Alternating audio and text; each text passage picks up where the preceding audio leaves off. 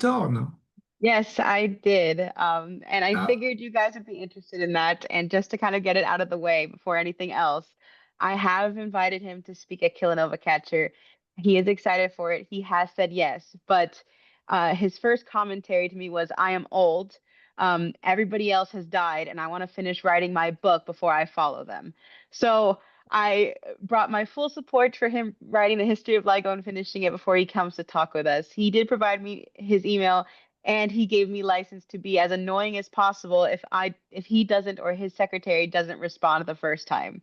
Um, so between you guys and meeting Kip Thorne, and I think I've pretty much mastered how to interact with everybody.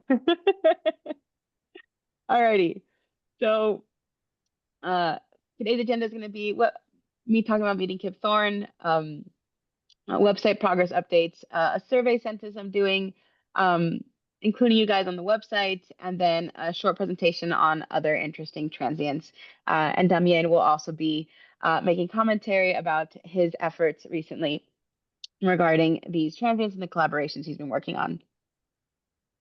Alrighty, so this past week, Kip Thorne came to the University of Minnesota. He was our Meisel lecturer for the week.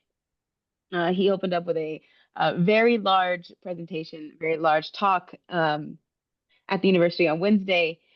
There was 100, I believe there was 150 people in the audience, and Michael can correct my numbers, but I remember somebody telling us 150 people in the audience. There was about 100 people standing in the wings, and there was 150 people on the waiting list to get in the door. It was one of the largest lecture audiences that they've ever had. And it was a great lecture. It was very cool. He also did a secondary lecture, which was more in-depth physics for the university on Thursday. And that's also the day that he met the LIGO group at the University of Minnesota. You can see this on, oh, I am not sharing my screen. I just realized that. Terrible of me. Um, all right. So yes, so you see this picture down here. This is the LIGO group. It's made up of two professors, Dr. Vuk Mantic and Dr. Michael Coughlin. Vuk's over here. Michael is smiling over here, and Kip Thorne is down here. And so he came to talk to the group here. For many of you who don't know, between Barry Barish, Rainier Weiss, and Kip Thorne, these are kind of the co-fathers or co-grandfathers of LIGO and gravitational wave science.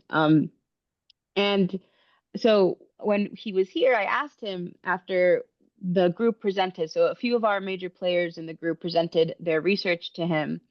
And I knelt next to him and I asked him, like right before this picture, uh, what he thought of how, if he had been able to interact with other groups who were as LIGO focused, as gravitational wave focused, in all of his time traveling. And he said no, that besides the Atlanta Institute, we were one of the only other groups uh, he'd ever visited that was this focused on gravitational wave astronomy. Um, and especially LIGO development. And he had made a comment that he never expected it to grow so far beyond his original, science and involvement in it. He was very, very moved by it. You could tell. Um, but yeah, he had a lot of really interesting insights about outreach and obviously his involvement in film and then maintaining technical mastery. He was very impressed with all of us and how cohesive the group was. He was very taken aback by the idea that he was famous and that everybody wanted to meet him and to sign things. And um, but it felt very much so that he enjoyed his time with us. There were a lot of people waiting in line to talk to him after each talk. Uh, and he looks forward to hearing more about where Michael goes and what Michael is able to produce. Which is another comment he made after Michael left me with him, which was a surprise. I thought that I was going to be sitting with Michael and Kip Thorne in a room and talking together, and I would be facilitated. But Michael decided to throw me to the wolves in front of my hero. I appreciate that, Michael, by the way. Yeah, thumbs up. Um, but it was a great talk. It was a great interaction with him. He made several funny jokes that he no longer understands what we're doing, but he gets the sentiment of it. So overall, very, very positive experience. And he looks forward to, he was very interested in Kilonova Catcher and the level and depth with which you guys perform. It's not something he had ever heard of before. And he is looking forward to meeting you guys. And so this will be a talk that I will plan and tell you guys as soon as I find out when. There will be ample notice. There will be ample notice to the community as well. Um, so I hope that eventually comes about for you guys.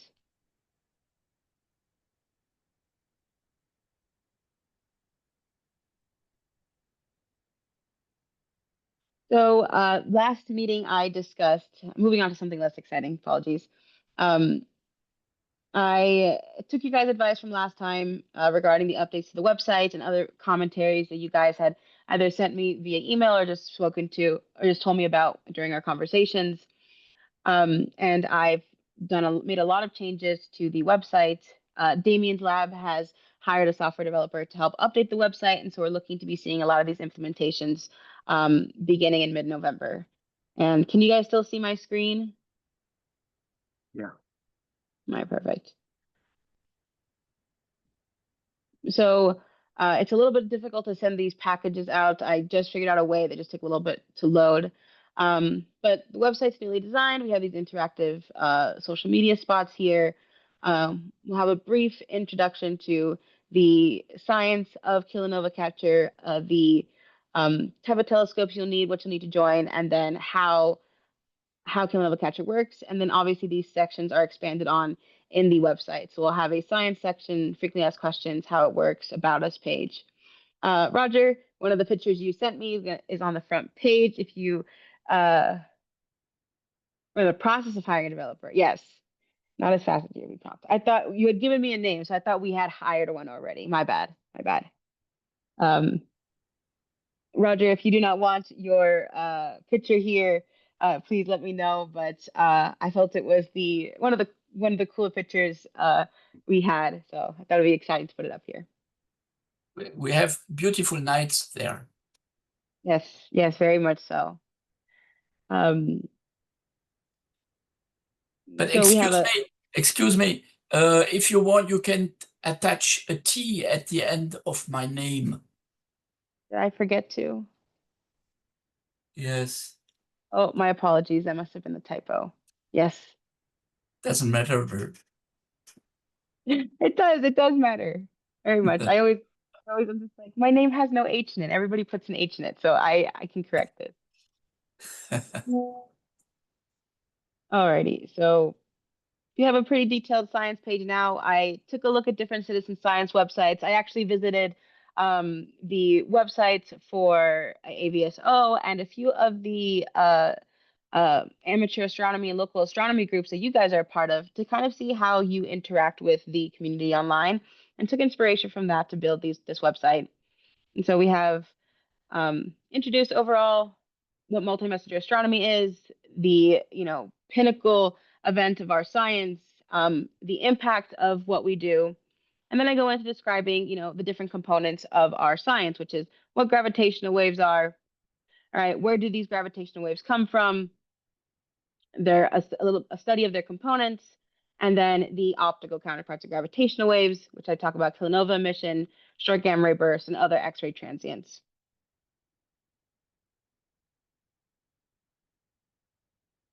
We also now have a frequently asked question page. It's a little bit more interactive. It'll slew you to different sections, which will talk about the different imaging techniques, telescopes, and equipment, a summary of the science in case somebody doesn't want to read all this. All right. A little bit of an update, a little bit more of a handy page, easier to use. Same thing for the how it works page. I have an in-depth discussion about, the alert system. So how is people within Kilonova Catcher receiving GRB and GW alerts? What is the primary and secondary campaigns and even tertiary campaigns of Kilonova Catcher? How do we function within the scientific community? So how do we function with grandma?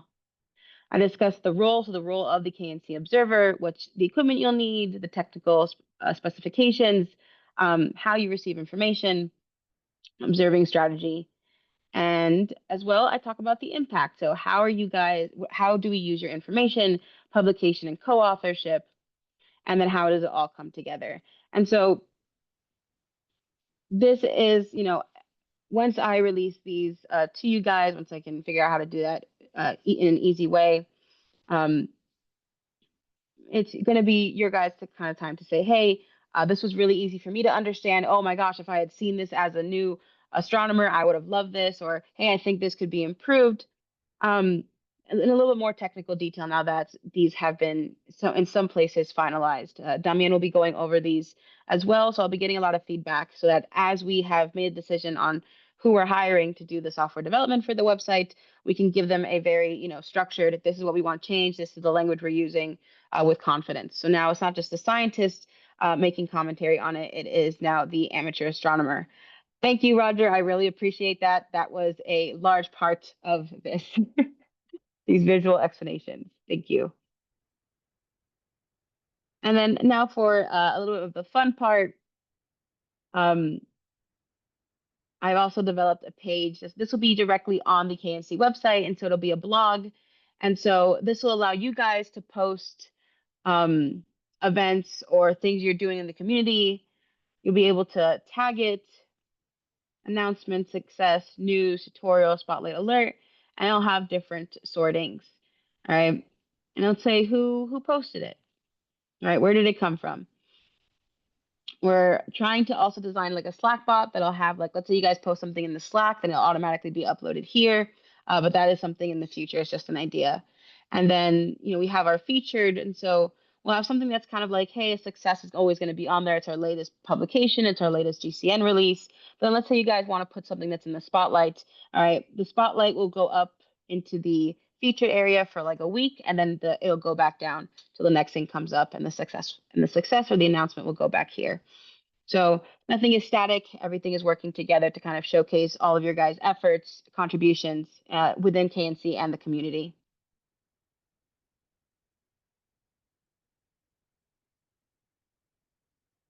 And then here is where I'm going to talk about the survey census, and it's going to be for a About Us page. So the last time we did this like large survey census was um, uh, during like the first 2 years of KNC being active, and Damien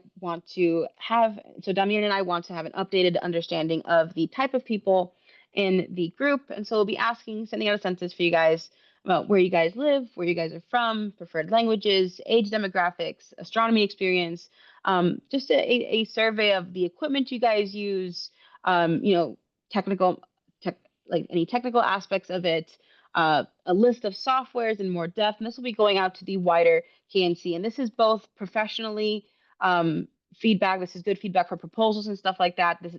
We're realizing that we need more current information on, as well as for the website. So this is killing two birds with one stone. It's to get this information is really helpful for Damien and I to write proposals, and it's also really helpful for to capture the attention of people who are visiting the KNC website. And so how are we going to preview this information? Here is an example. And so on the Kilonova Catcher website, it'll have like an About Us page. So this is where you'll meet the team in the community. And so we'll have like a core team section, talk about those who are active in the community. We'll have a list of some of our contributors. So whoever wants to have their name here, you don't have to have your name here. On the survey I send, on the census I send out, there'll be a little check mark. Do you want to be on the About Us page?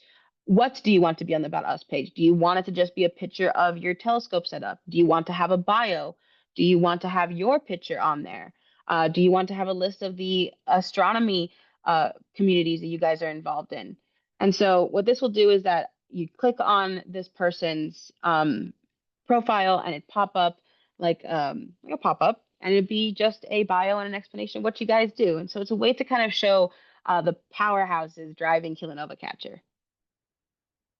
I have a section on network statistics. This will also be a place where we would like list, let's say, hey, we use 9 different, photometry programs. It'll have, it'll open up and this will be a list of them and how it's used. And a lot of this is going to be filled with a mix of the survey census and your interviews that you guys did with me, which was really great information about how Kilonova Capture functions on the astronomer side, when you guys are doing your backyard astronomy. And so this will be a place where, you tap this and it would open up and it'd be, papers, and you could have links to the papers as well as the list of the individuals who are up from Kilonova Catcher who contributed. So it would also be a link back to this page. And these links, they'll say, hey, these are the people involved. These people contributed. We'll also have a stat here for GCNs. How many GCNs have we contributed? A list of our equipment. This is a place where, we could list, this would be a really good place for people who are just beginning, who want to start purchasing, different cameras, who want to get feedback, who want to know in more depth. And so I have found that if people and if websites in my kind of like, hey, how do citizen science websites work the best way? If people can, for whatever reason, interact less at the beginning and feel more confident, they're more likely to interact more later on. And so I want to have as much information for them as possible about the software platforms, camera and sensors, the mount types, where you guys find your equipment, what companies, where do you purchase from, how do you build these phenomenal pieces of equipment and machinery in your backyard. So this is a really good way to highlight all your guys' efforts as well. And then community demographics. I really want to show the world that Kilonova Catcher has just this amazing global diversity aspect. It's a French-based citizen science project that's now expanded westward, and hopefully beyond in the coming years. So that's where I want to showcase that. This is something that is like that secondary stage after we get the website updated and everything like that. We want to be able to have an interactive map so that, let's say you guys are observing, when you guys get the alerts in like the GRB in the observation channel, you'll have a check mark. And it'll be a check mark or an X mark. Are you observing or are you not? And so it'll light up the map that'll be on the website and say, oh, look, we have somebody observing now. Or let's say that you guys are observing because you want to. You're doing astrophotography, or you're doing something for the AAVSO, or Anthony maybe is doing something for Exoplanet Watch. And you guys can manually go in and say, hey, I want my light to be on the Kilonova Catcher website. And it'll show who's actively participating in astronomy and how it's just something that's going on almost consistently. This is something that people enjoy seeing.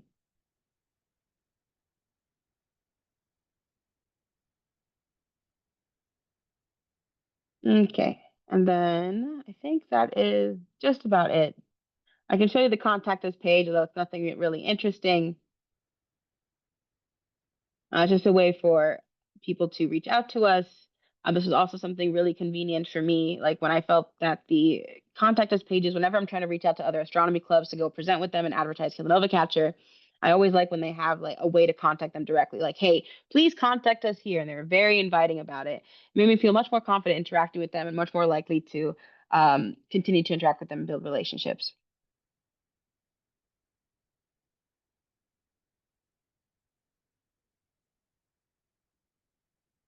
And then here's something dramatic for everybody. The next alert could arrive tonight. Please join Kilonova Catcher. Welcome to the frontier.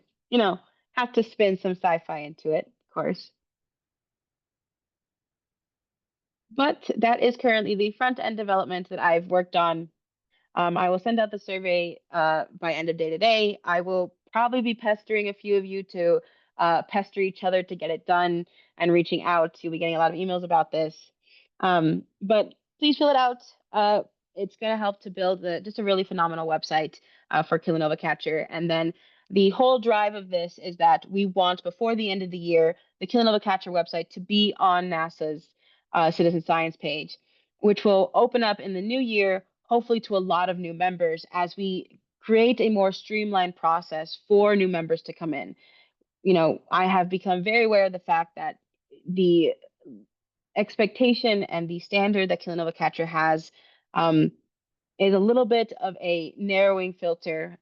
These telescopes are expensive. The equipment needed is expensive. It takes a lot of time. And so we want to make it as easy as possible for people to be interested and join Kilonova Catcher. And hopefully alongside this as well, we hope to get more money, funding, and time to be able to provide you guys the service of using SCD Web and training you guys to use it to to be able to push your images through a pipeline, the same pipeline that Grandma uses, the professional network uses. And so all of this is kind of like going hand in hand to improve Kilonova Catcher's gate into the citizen science community in North America and South America, and to improve its overall standing and accessibility.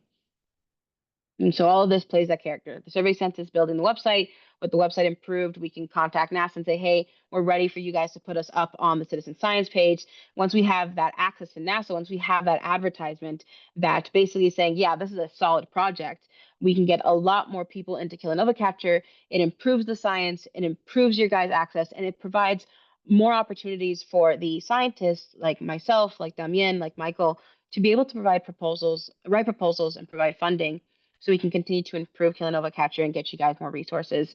And hopefully with the dawn of Rubin, those improved resources means brokers and access to Rubin's data streams. So all this is very important to summarize. And then just to kind of swing back so you guys can see this slide, this is where a lot of your interview contributions will be displayed. We can use a bio, your telescope and setup, and there will be questions.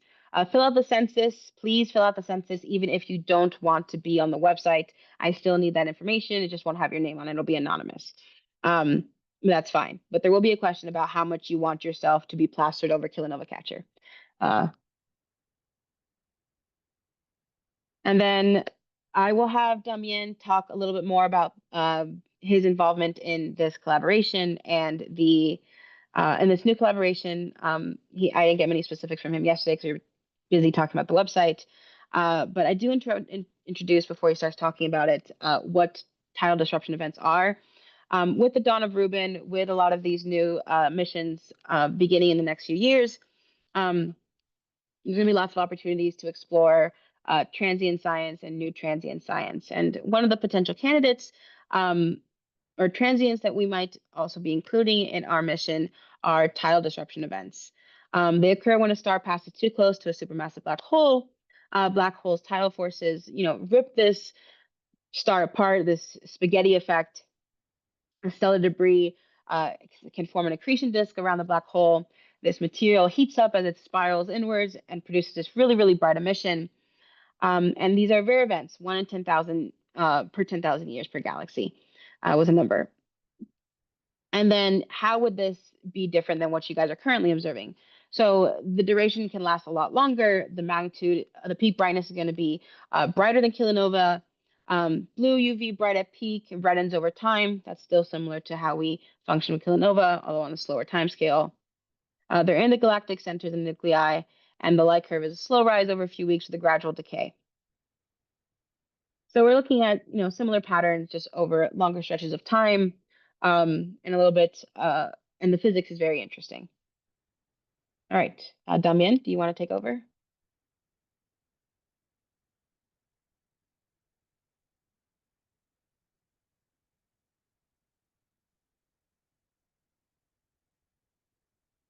Okay, he says 10 seconds. No rush. Okay, can you hear me? Yes. Sorry, I'm with my phone. I'm just back home, and so it was a bit messy tonight. So yes, I just wanted to say that initially we had consistency between the different types of transients we were sending you alerts. So from gravitational waves, gamma ray bursts that are in some way connected to gravitational wave sources.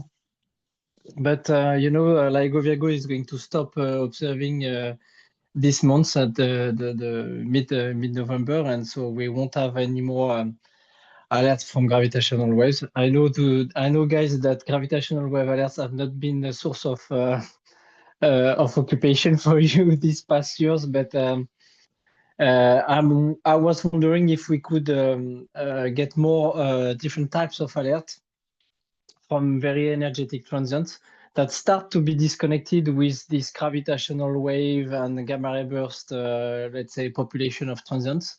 So Christina just introduced to you tidal disruption events that are very interesting events. And for sure, Vera Rubin will help us to populate more the light curve of this kind of transients.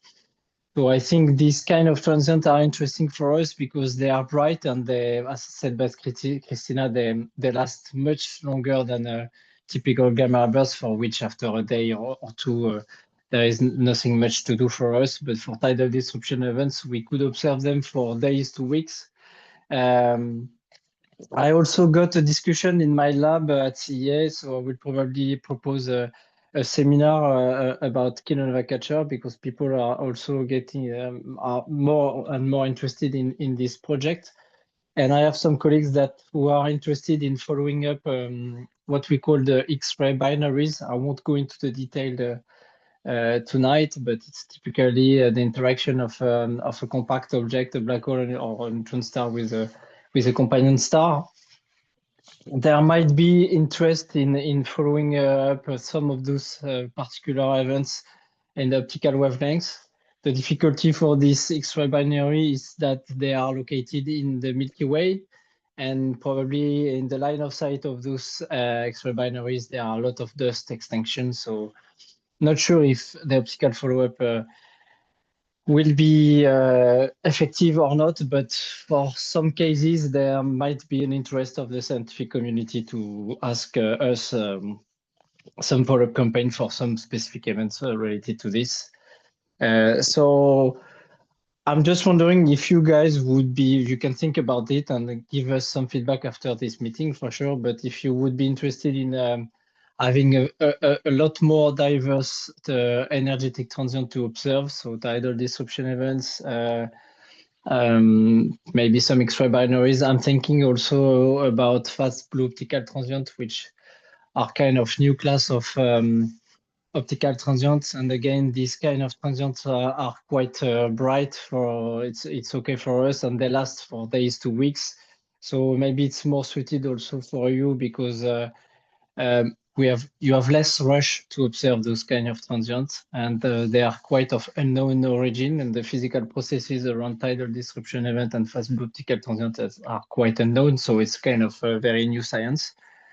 So I was just wondering if you would agree to have more types of alerts. Of course, we will try to be pedagogic in the way we distribute those alerts, the strategy of observation, etc. But well, it's just to give you this message today that we are thinking of now diversing even more the types of transients we are sending you alerts. Very last point, and then I stop. Among the space satellites that send alerts, so right now we are receiving alerts from the Swift NASA spacecraft. We are receiving alerts from the SVOM French-Chinese spacecraft. There is another mission that is sending interesting alerts that right now we do not distribute the alerts to KNC. This is a Chinese mission and European mission called Einstein Probe, which is observing the sky at X-ray energies and discovering very new fast X-ray transients that are sometimes very luminous and of unknown origin. So the problem of this mission is that, well, they are discovering many sources, and some of them are very far from our scientific targets, especially the very high energetic extragalactic transients, and they are discovering a lot of stars in the Milky Way that have X-ray flares that may not be of interest for us. So I'm thinking about pushing for having these types of alerts also, but you have to understand that if we put this Einstein Probe mission plus the Vera Rubin sometimes 2 times and other kind of transient alerts, it might be a lot of alerts for you to follow. So I have just no idea if it's going to be too much. I think we can in the coming months, years, we are talking about almost an alert per night. So I think we have to select to be very restrictive in the way we select the alerts. But I let you think about this. possibilities of having many more new types of alerts, and if you think it's a good idea or not. Honestly, I don't have the answer because it's also mostly depends on you. If you have time, if you would like to do this kind of follow-up. So yeah, let's think about this, and we can come back to this later if you have some thoughts. Yes, and I can also do a presentation on the array of transients that could be available to you all, and especially highlighting the ones that where Damien and I have involvement in. So I do have some expertise at least modeling them, LF bots, and a few other transients. And then between discussions between Damien and I, and then with you guys, with this presentation, we can then kind of narrow down what Damien and I can plan for. Would you guys be interested in like a presentation about the different types of fast transients that could be made available to you? Yeah, I think that'd be great to have another presentation on that. Okay, we could do that. Perfect. Yes. Good, good, good. Alrighty.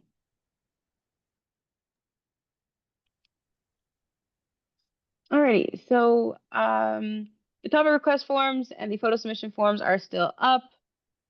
Now that things are slowing down a little bit with the website building and have the survey census, I'm going to spend some time reconfiguring the social media page and see if I can start maybe building a bot that'll share these posts to the Kilonova Catcher website as they're posted. So we'll see about that. But are there any questions, anything at all? How are we doing on time? We're doing good on time. Would you guys like to discuss anything? Tell me about what's up with you.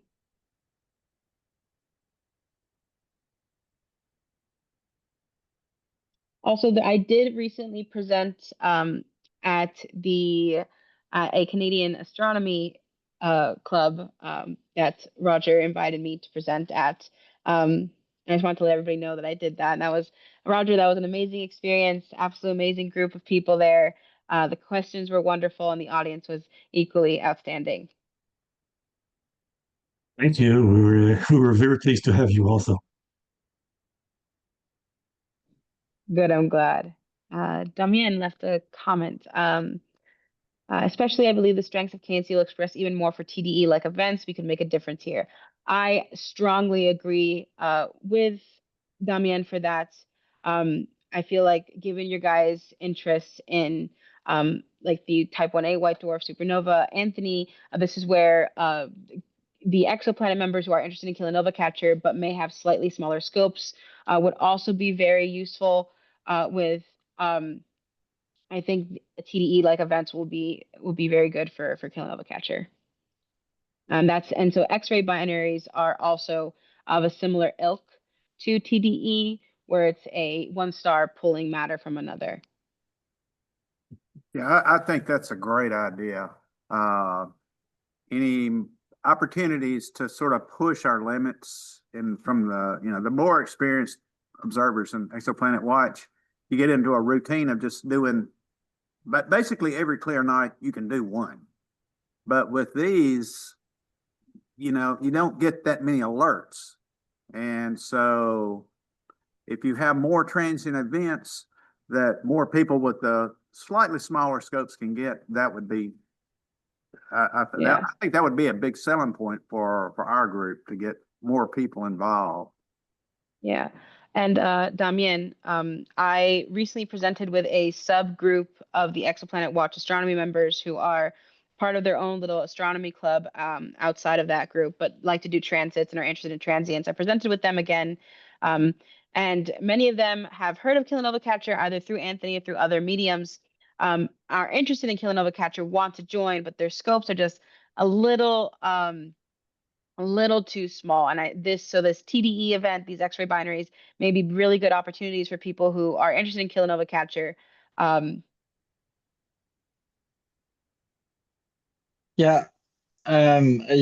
Just a word about this. So we'll try to broaden the scope of the types of transient we will observe, but we have to be careful to not diverge too much. That's why I would suggest that we are carefully selecting the transient we want to follow, even if it's very more diverse than gamma burst and gravitational wave sources. Yeah. Because otherwise we are going to it to become a transient catcher collaboration, and so which is great. It's not the problem, but we have to be careful because the scientific expertise then to make publications or to analyze your data or to just have an idea of what we are supposed to do for the follow-up strategy to extract more science that we can do. For example, me, I don't have it for some of those transients, especially for flaring stars or this kind of guys. Yeah. And so we have to be careful to stick into the very energetic transient, highly unknown origin, and this kind of things.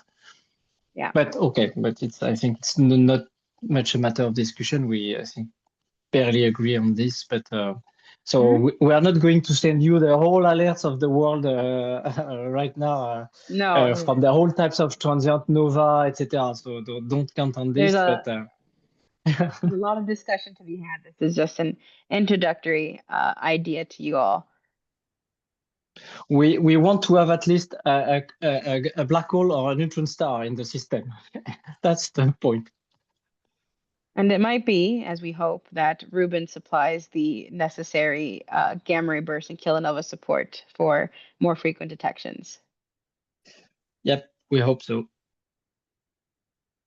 We can remain kilonova catcher, not transient catcher. Yeah, we won't change the name right now because it implies so many things, but to be honest, we are moving more and more to the transient catcher. But anyway. I don't think we did any reason to change the name, even if we did expand a little bit, because yes. we can do whatever we want. Yeah, exactly. All right. Is there any more commentary, any stories anybody wishes to share? How is observing going for you guys? I know the summer was kind of cloudy for many of us. From the previous point, this is, I think, maybe one of those cases where it's better to ask forgiveness than permission. Well, yes, very much. In this case, we need the experts to help us process the data.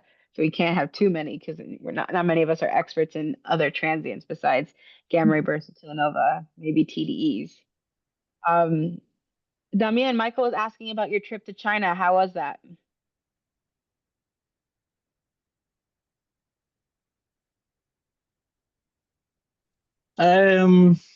Yes, was very interesting. I got sick 2 days. So as usual, when I visit China, I don't know why, but I got sick, but it's okay. So actually, I visited China for the SWAM collaboration. We had a 1 week SWAM collaboration meeting in the southwest of China, in the Yunnan province. It's at the border of China and Vietnam, and maybe Birmanie. I don't know the name in English, Birmanie.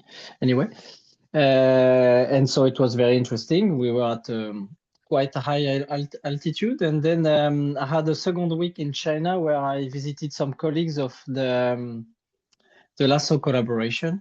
I don't know if you have heard about this, but LASSO is a network of particle detectors in the Tibet plateau at 4,400 meters in altitude. So we actually landed in the highest altitude airport in the world at 4,400 meters. So it was a quite interesting experience. And so, yes, we spent a few days on the Tibet plateau to visit these installations and discuss with colleagues from high energy astroparticle physics. And so, yeah, I didn't have the mountain sickness, so it was good. But and then I just got back to France now. But it was very interesting and pleasant trip. Yeah, very interesting food also. By mountain sickness, do you mean altitude sickness? Yes, yes. Okay, I've never heard it called that. That's cool. Mountain sickness. Yeah, I think well, at least in French we call it like this. Yeah. In French we call it mal des montagnes, like you feel bad in mountains. But yeah. I'm glad you didn't get mountain sickness. That's always Yeah. terrible. My friend of mine, he grew up in the mountains of Colorado at like 8,000, 9,000 feet, and then we've been living in Minnesota that's like 900 feet. But I didn't grow up in that altitude, and we ascended from right outside Yellowstone. We ascended from like 4,000, 5,000 feet, almost to like 30 minutes, because um there's a what's it called? One of those like trams that takes you up.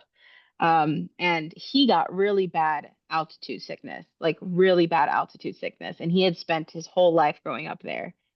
Um, and I was like dizzy for 15 minutes, and then I was just like, run, run, run. I just wanted to go hiking. I wanted to go rock climbing. I just wanted to set off on our little adventure. And he's like, "You're gonna have to go by yourself because I can't." He was so angry with himself that he grew up there, and he ended up getting sick. And that's me. I did not get sick. So it's interesting how altitude sickness affects different people. Yeah, and then it's also highly depends on your physical condition at the time you are in altitude. Sometimes I'm very sensitive to this, sometimes not. So I don't have any specific law for this, but the thing is that the week before we were so in the Yunnan province in the Lijiang city, we were at 2,500 meters. So Hmm. I believe we got a bit accustomed to this, let's say. It's not very high altitude, but at least my body tried to was trained before going to 4,000, and I think it helped. That's good. That's good. But was very, very impressive. So I encourage you to visit the Sichuan and the Yunnan province in China. So it's an experience. It's another world. Yeah. I have a few pen pals that are from that area, so I am looking forward to in the future working over there. Yeah. I can send I could send pictures if you want in the Kilonova Cacher Slack. Yeah, absolutely. About the landscape we saw the mountains. It was I think I saw the most beautiful mountain I ever seen before. So yeah, it was crazy. Oh wow. Yeah, absolutely. I'd love to see those pictures. Yeah, I will post some. Wonderful.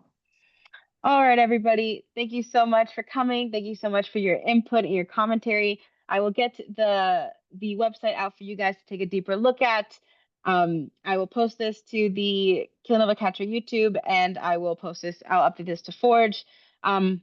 And I will also to make sure to include, hopefully soon, be including these recordings and meetings on the new Kilonova Catcher website.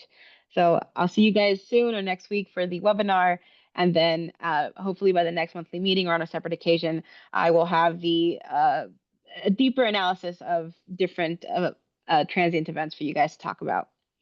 So enjoy your week, enjoy your month, and happy November.